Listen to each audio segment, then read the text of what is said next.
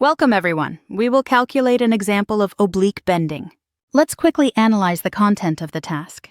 A cantilever beam with a rectangular cross-section is loaded at the end with a force P, inclined at an angle of 30 degrees to the vertical axis, as shown in the diagram. So here it's important how this force is inclined to the vertical axis. You could draw it from the other side. Now here in the diagram, it's clearly defined which side of the vertical axis the force P is on. Determine the distribution of normal stresses in the fixed section and the position of the neutral axis. Dimension the beams section if the allowable stresses are kg. Of course, we will start with dimensioning the beams section. In the diagrams, we will dimension this section, meaning we will determine what the minimum value of A must be. We'll assume this A, we will be able to draw the final distribution of normal stresses in the section, right? And now let's assume a coordinate system. Let's say it will be the YZ axis, so the third axis running along the beam's axis will be the x-axis. Here we have the z-axis, here we have the y-axis. For example, right? But according to the diagram, we assume we are simply looking from this side, right? At the section. Okay, and now what's happening here? Well, we have to solve a very simple beam, a fixed beam. So at this stage of education, in material strength, it should be minute 8. But what's important? The important thing is that we can resolve this load of force P into two axes. Because if this force P is at an angle of 30 degrees, there's no problem with stating that along the z-axis it's P cos 30, and along the y-axis it's P sin 30. When we're dealing with oblique bending, where one of the loads is at an angle, the other is normal because there was no assumption regarding this. How the continuous load is distributed, we assume it's standard, hence along the z-axis. In such a situation, it's easier to resolve the force that's at an angle, right? And then load the z-axis with the P component and the continuous load, rather than analyzing later how the moments from individual loads will behave. Let's translate this from Polish to our terms. Here we have the load on Z. So for now, let's draw how the load looks. The load looks like this. We have the entire continuous load. So here we have the little 5. Here we have the component of force P, which along the z-axis goes P cos 30. And what is important here? It is important that this P cos 30 is directed opposite to the z-axis. So we have drawn it as correctly as possible at this moment. Let's immediately write down how much P cos 30 is. That is 10 cos 30, which equals 5 square root of 3. This is, of course, all in Kn. But we remember that, so we will not write it down. And now, on this basis, we will create a bending moment diagram Y, because a bending moment is always on an axis perpendicular to the load, right? And we can write down the general equation. mgy equals minus 5 square root of 3 times x, minus 1/2 times q, that is times 5x squared. These are things we theoretically know. If not, I refer you to our course related to calculating simple beams. Checking the value at the end. Minus 5 square root of 3 times 6. Minus 1/2 times 5 times 6 times 6. Approximately minus 141.96. Here, this minus sign is less important than the fact that the diagram is like this. And now let's try to determine what it means that the diagram is on this side. Because we have talked many times about the example of simple bending that, if we have such a diagram, it stretches the upper fibers of the beam. So if we look at this section, we can say that this moment certainly acts along the y-axis. So it acts somewhere along this line, doesn't it? And it stretches those fibers. So if it acts on this axis, stretching these fibers, according to the right-hand rule, it must be directed like this. This is my mgy, isn't it? Right-hand rule, as a reminder. It would work this way. Stretches the top, compresses the bottom, in this specific case, doesn't it? And of course, this also results from the drawing, because if the upper fibers are stretched, the moment vector would act in this way, mgy. And indeed, the upper fibers are also stretched. Everything is perfectly correct. We must prepare a similar analysis for the second axis. For the second axis, it will be even simpler because we only have a load by force P. For the second axis, it will be even simpler because we only have a load by force P. We have the second axis, not by force P, but by a component of force P, P sin 30. I will allow myself not to input this into the calculator, because we know it is 5. Now like this. I first drew before I thought, but here it will be the same as last time, opposite to the y-axis. So just as that force was opposite to z, this one is opposite to y. I kind of rotated that beam for myself. I look at it in such a way that the y-axis is upwards. So the z-axis would go like this here. Notice that when I had the z-axis here, I had the y-axis here because that was the same drawing. Here I rotated it for myself. And at this moment the principle is the same, so the bending moment that will arise here will be the z bending moment. The load is on y, so the bending moment is on z. And we have minus 5x. Writing this depending on x is a bit unnecessary, but let's write it formally. We get minus 30 kNm. Let's also add kNm here so that it's not like we're not writing units. And notice that the principle is the same. Now we can look at it in two ways. What does it mean here to stretch the upper fibers? It is the stretching of fibers that, in our particular coordinate system, are located where the y notch will be. This is a bit of a simplistic method, but I think it's easier to remember. Since here we have the positive side of the y-axis, the positive part of the y-axis, and the stretching is on this side, we can write plus signs here. So, for example, we can neatly draw a vector. Of course, it will be along the z-axis and will be directed according to the right-hand rule this way. Meaning according to the right-hand rule, it would compress and stretch. And everything is fine. We can also apply this to the drawing so that we have clarity on how it will work here. And notice that it will work exactly the same way, right? So this z bending moment will be as if for us behind the paper, but we have the z-axis towards us. And indeed, we drew it opposite to the z-axis. So regardless of which method, so to speak, in quotes method, you look at it, you'll get exactly the same results. Now we proceed to section analysis. Now, when it comes to analyzing this section, the matter is trivially simple. We need moments of inertia, and we know how to calculate these moments of inertia. I'll write down the general formula, although it's very obvious here. If someone doesn't find it obvious, that's not good. They need to go back to geometric characteristics. So you should search for moments of inertia on YouTube. We should theoretically have already determined this at this stage. And we get this. 2 times 3 to the power of 3 divided by 12 equals 4.5. Of course, a to the 4th. And here we have 2 to the power of 3 times 3 divided by 12. And that equals 2a to the 4th. Now, the general formula, sigma equals plus minus mi over y's, plus minus mes over z. I generally prefer not to learn this formula with the signs already included there, plus, minus, and so on. In many textbooks, it appears in such a form where you have it ready, for example, minus mi over y's plus mz over z. And if these moments are opposite, then it's a negative moment, and so forth. In my opinion, this is somewhat convoluted. It's simpler to look at it this way, that the bending moment y, which is mi here, is this moment. It stretches the positive part of the z-axis. So, if it stretches the positive part, which is what is at the arrowhead of the z-axis, we put a plus here. And now the z moment, let's look, it's the z moment. What does it do to the positive part of the y-axis? It stretches as well, so this is also a plus. I'll record a video where I'll talk more about this signed concept because this is a shortened version here. But in general, it comes down to what a given moment does to the positive values of given coordinates. So if the bending moment y stretches the positive z coordinates, we write a plus. If it compresses, we write a minus.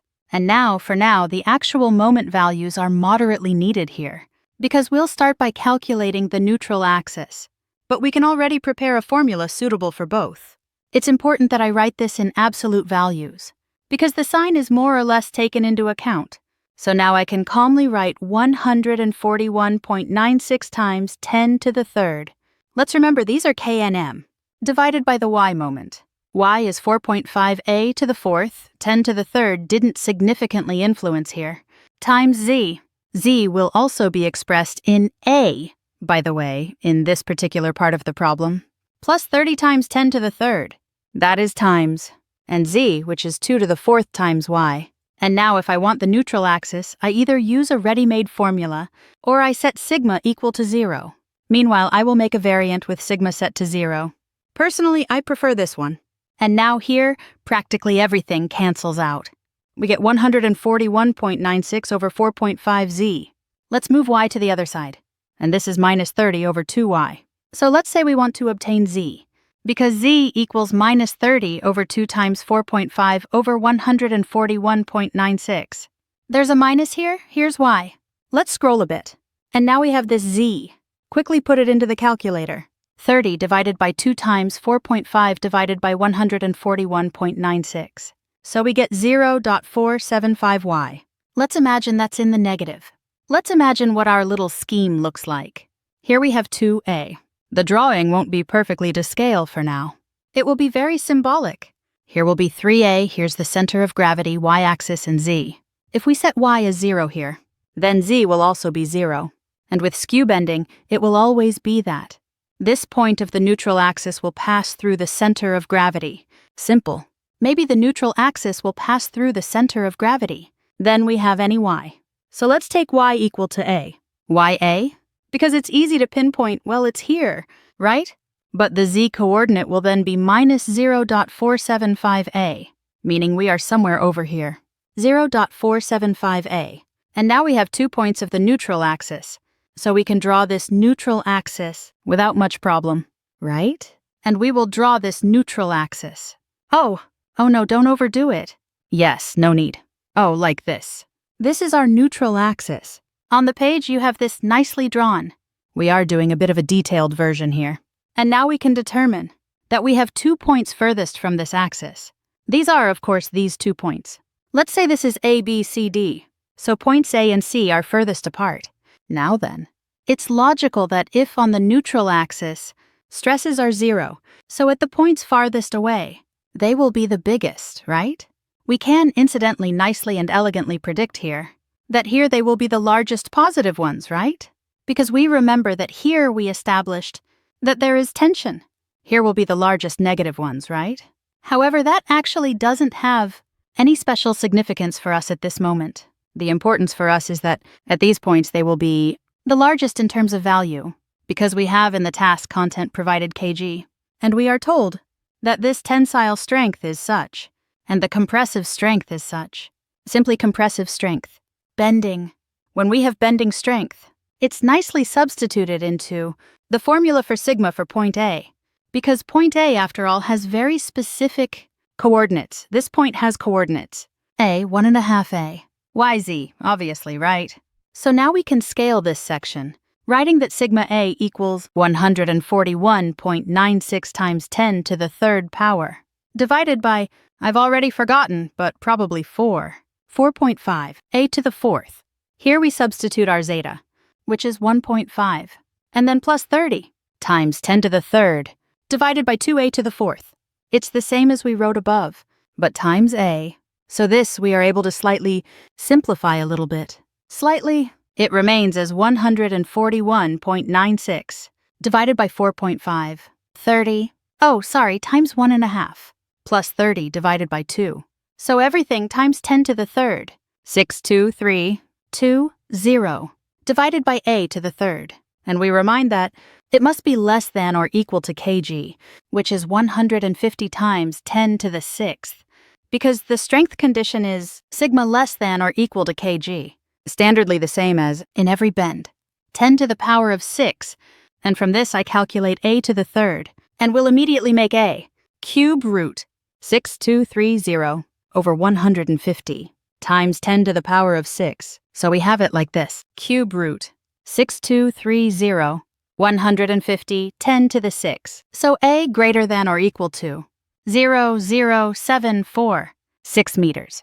We always assume slightly larger, so we have 0.075 meters 7.5 centimeters. So if we have a, then we only have to calculate the value of stress.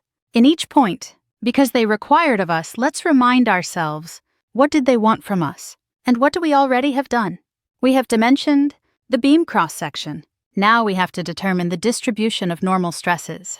The cross-section of the fixed point. The position is also already determined. Distribution of normal stresses can be presented in several ways. Here we will do it in one. Oh, typical, atypical. It's a relative matter. But first, we still have to calculate all the values. Well, we have it practically ready. But before we start calculating here, at individual points, we will perform a magic trick and simplify it all. Here will be 4.5, and now an important thing, 4.5. For a, we'll substitute 7.5 centimeters, which is 10 to the power of minus 2. And now listen. At the moment when, in a moment, we'll be substituting z here, This z will also have dimension a, so we can really shorten this one. A. So here we then write that it is to the power of 3. We're doing it a little bit in the air and from memory, but then the fastest. We'll get reasonable results. Moreover, here actually units. They are elegantly matched. Here we do the same trick with y's. There would be dimension a we shorten as if 10 to the power of minus 2 to the power of 3. Now what is the next magic trick? Look, here we will get 10 to the power of minus 6. We have 10 to the power of minus 6. We move it to the top, and we have 10 to the power of 6. So in reality, if I do 141.96 times 10 to the power of 3 over 4.5, 7.5 to the power of 3, with omitting this 10 to the power of minus 6 in the numerator, then surely I will have the result in megapascals. And that is essentially here what we are after for this result to be exactly in megapascals, and here the same, y. So we write down the stress here. In a simplified version, let's say, to then simply simplify, substitution, right? 74.78z plus 30 times 10 to the power of 3 over 2 7.5 to the power of 3. We get 35.55. And yes, well, now we substitute only the coefficients for a, right? Because based on the drawing, we can easily determine that a has coordinates a 1.5a, b has coordinates a minus 1.5a, c has coordinates minus a dash 1.5a, d has coordinates minus a and 1.5a. Well and elegantly, and now I substitute it. So sigma a equals both positive 74.78. Coordinates z 1.5a. A was shortened earlier, remember that? Plus 35.55. It would be times a, so it is times 1. Sigma b equals 74.78 minus 1.5 plus 35.55. Of course, times 1. No changes because y hasn't changed here. Sigma c is 74.78 times minus 1.5 plus 35.55 times minus 1. Sigma d equals 74.78 times 1.5 and plus 35.55 times minus 1. So I'll quickly run it through the calculator. 74.78 times 1.5 plus 35.55, 147.72. And of course, we insert here the megapascal, and similarly we compute the next, 74.78 times minus 1.5 plus 35.55 minus 76.62 megapascal. 74.78 times minus 1.5 plus 35.55 times minus 1. And it's obvious how much it will be. Minus 147.72 megapascal. And here, without calculating 76.62 megapascal, you can calculate it at home. And now, we can map it on this drawing. And we can map it in 2 ways, or we do. Well, 3 actually, because we can make a cube of stresses, a body of stresses, a cube, a graph of stresses, body of stresses, or we can directly map it on the neutral axis. I draw the neutral axis by hand. The drawing is generally freehand, so we remember that the correct version is on our website, link in the description. Now what's the point? The point is it's simplest if we want to have a full picture of stresses, to make a graph. So we do like this, here, here, here. Here's the axis, and on this axis we map the values, the ones we got there. Because point A came out to 147.72, here at this height is the neutral axis, and here it must, of course, plus minus 147.72, 76.62. Remember that. At this intersection point, we take from the point where the neutral axis intersects the figure, so that you don't try to draw it here, for example, right? Here we have 147.72. It decreases to a value of 76.62. Here we have 76.62. And here we have, again, the intersection with the neutral axis. It won't be to scale, but as I say, you have a nice drawing on the page. Here you have 147.72, and here you have 76.62, of course, and elegantly. And now this is the first variant. It's quite, in my opinion, the most sensible. But let's create another one. Another variant, when we're only interested in maximum stress, we'll be drawing the graph of maximum stress. As the name suggests, the neutral axis is even more important. I continue drawing freehand on increasingly higher drawings. I lead auxiliary lines, drawing a perpendicular line to the neutral axis. And here we simply mark that it's 147.72, and here it's minus 147.72. And here we have the stress diagram, maximum stress. Of course, I forgot to write sigma in megapascals, so I'll write here. And this is the second option. There's also a third option. The third option is, let me put it this way, difficult to draw first of all. Because it's a so-called stress solid, I should draw it in such a way that everything is to scale, etc., drawing a piece. So what's it about? The point is that here we have, I remind you that the neutral axis exists. The neutral axis is here. And now what's the trick? The trick is that I draw it in a kind of 3D, more or less correctly. Here it intersects. I hope it's reasonably visible. What am I doing here? Now I'll try this again. Here we have positive stresses. They seem to be coming towards us. Negative stresses go behind the sheet. This is a stress block. Personally, I really dislike drawing it this way. Because when drawing by hand, during a quiz or an exam, even more so, or on the board, it's, to put it mildly, it's difficult to draw nicely. But 3 variants, just in case, will be shown.